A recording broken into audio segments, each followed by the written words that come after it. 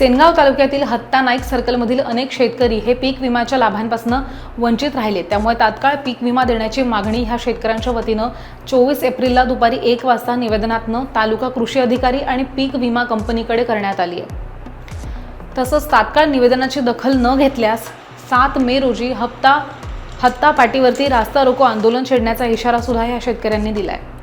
यावेळी शेतकरी नेते मारुती गीते यांच्यासह शेतकरी मोठ्या संख्येने उपस्थित होते।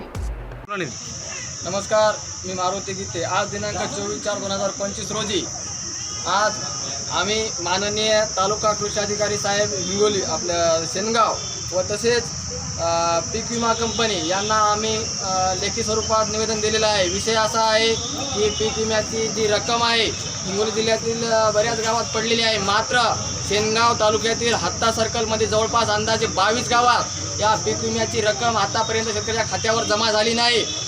जर साहेबांकडे जर आम्ही विचारपूस केली असता त्याचं म्हणणं आहे की काही बँकिंगचा प्रॉब्लेम असेल, हे आवडीचे उत्तर येतं आणि हे जे प्रॉब्लेम सांगालेत तर आमचं एवढंच म्हणणं आहे की या 8 दिवसामध्ये हत्ता सर्कलमधील या 22 गावातील शेतकऱ्यांचे जे पीक विम्याची जी रक्कम मंजूर आहे ती तात्काळ या खात्यात जमा करण्यात यावी, अन्यथा आम्ही दिनांक 7/5/2025 रोजी हत्ता पाटीवर जिंतूर सेनगाव रोडवर हत्ता पाटीवर आम्ही रास्ता रोको आंदोलन हे करणार आहे। तरी पीक विमा कंपनी व माननीय जिल्हा कृषी तालुका कृषी अधिकारी साहेब यांनी दखल घेऊन या शेतकरी बांधवावर न्याय करावा, अन्यथा आम्ही आंदोलन छेडू।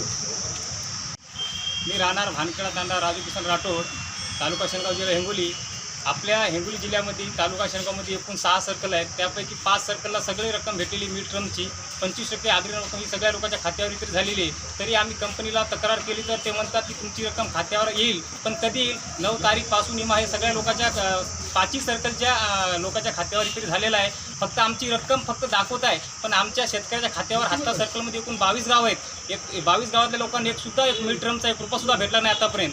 फक्त आम्ही कृषी अधिकाऱ्याला आज निवेदन दिलेलं आहे, तरी त्यांनी आमची विनंती अर्ज हे मान्य करावं आणि लवकरात लवकर शेतकऱ्याच्या खात्यावर ही रक्कम वितरित करावी।